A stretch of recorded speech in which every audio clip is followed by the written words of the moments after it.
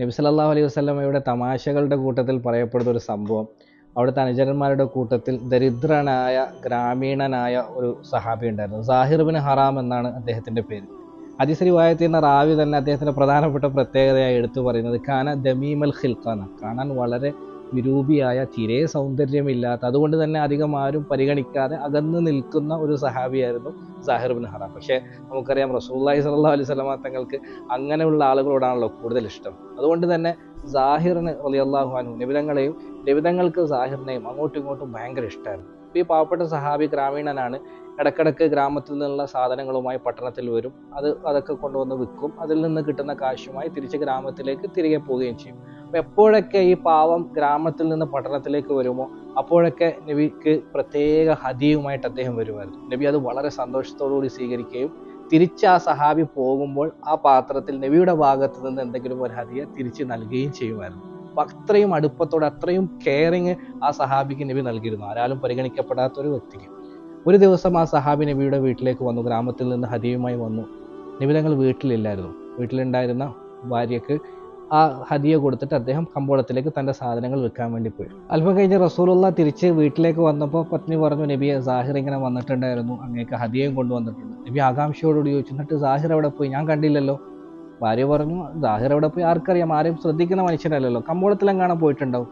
നബി തങ്ങൾ സല്ലല്ലാഹു അലൈഹി വസല്ലം നേരെ കമ്പോളത്തിലേക്ക് സാഹിറിനെയും അന്വേഷിച്ചു പോയി.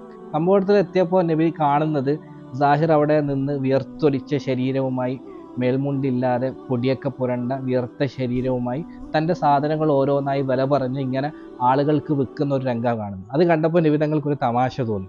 നബി തങ്ങൾ ശബ്ദമുണ്ടാക്കാതെ സാഹിറിൻ്റെ റളിയല്ലാഹു അൻഹു പിന്നിൽ പോവുകയും അദ്ദേഹത്തെ ഇങ്ങനെ പുറത്തു നിന്ന് വട്ടത്തിൽ പിടിക്കുകയും എന്നിട്ട് ഇങ്ങനെ കുറച്ച് അല്പം ഉയർത്തിയിട്ട് മൈ യശ്തരി മിന്നി ഹാദൽ ഗുലാം, മൈ യശ്തരി മിന്നി ഹാദൽ ഗുലാം എന്ന് ചോദിക്കുകയും ചെയ്തു. ആരാണ് എന്നിൽ നിന്ന് ഈ അടിമയെ വാങ്ങിക്കുക? ഞാൻ ഈ അടിമയെ വിൽക്കുന്നു എന്ന് പറഞ്ഞു. സാഹിർ പരിഭ്രാന്തനായി, അദ്ദേഹം കുതറാൻ തുടങ്ങി. എന്താണ് ഈ പറയുന്നത്? ആരാണ് എന്നെ പിടിച്ചത്? എന്തിനാ എന്നെ വിൽക്കാനോ? ഞാൻ അടിമയൊന്നും അല്ല എന്ന് പറഞ്ഞിങ്ങനെ കുതറാൻ തുടങ്ങി. പക്ഷേ റസൂലുള്ള വിട്ടില്ല. വീണ്ടും മൈ യശ്തരി മിന്നി എന്ന് ആവർത്തിച്ച് ചോദിച്ചുകൊണ്ടിരുന്നു.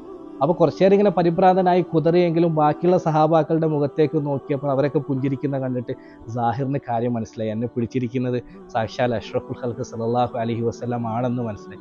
അത് മനസ്സിലായപ്പോൾ ഹദീസ് റിവായത്ത് ചെയ്യുന്ന അനസ് റളിയല്ലാഹു അൻഹു റാവി പറയുകയാണ്, അത് മനസ്സിലായപ്പോൾ ഫഅൽസക ലഹ്റഹു ബിസദ്രിഹി സല്ലല്ലാഹു അലൈഹി വസല്ലം, സാഹിർ തൻ്റെ പുറം ആ അഷ്റഫുൽ ഖൽഖിൻ്റെ നെഞ്ചോട് ചേർത്ത് ഇങ്ങനെ കുറച്ച് ഉരച്ച് ചേർത്ത് വെച്ച് നിന്നു. കാരണം സാഹിറിനെ പോലെയുള്ള ഒരു പാവപ്പെട്ട അടിമക്ക് അഷ്റഫുൽ ഖൽഖിൻ്റെ ശരീരത്തോട് മുട്ടി നിൽക്കാൻ കഴിയുക എന്ന ഭാഗ്യം ആ അവസരത്തെ നന്നായി ആ സഹാബി മുതലെടുക്കുകയായിരുന്നു. എന്നിട്ട് അദ്ദേഹം സമാധാനപ്പെട്ടുകൊണ്ട് അള്ളാഹുവിൻ്റെ റസൂലിനോട് പറഞ്ഞു, ഇദൻ തജിദുനി കാസിദൻ യാ റസൂലല്ലാഹ്, അള്ളാഹുവിൻ്റെ റസൂലെ വേണ്ടാത്ത പണിക്ക് നിൽക്കണ്ട, എന്നെ കാണാൻ കച്ചവടം ചെയ്താൽ ഞാനത് അങ്ങയുടെ മേൽ ഒരു എടുക്കാ പൈസ പോലെ ആയിത്തീരും, ഒരു വിലയില്ലാത്ത സാധനമായി മാറിത്തീരും കേട്ടോ എന്ന് അദ്ദേഹം തിരിച്ച് തമാശ പറഞ്ഞു.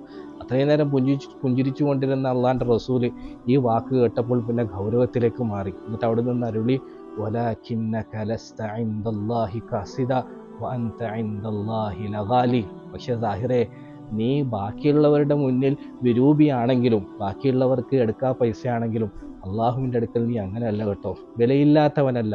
വലാകിന്നക ഇൻദല്ലാഹി ലഗാലി, പക്ഷേ അള്ളാഹുവിൻ്റെ അടുക്കൽ നീ വളരെ വിലപ്പെട്ടവനാണ് എന്ന് പറയുകയും ചെയ്തു. സല്ലല്ലാഹു അലാ മുഹമ്മദ് സല്ലല്ലാഹു അലൈഹി വസല്ലം.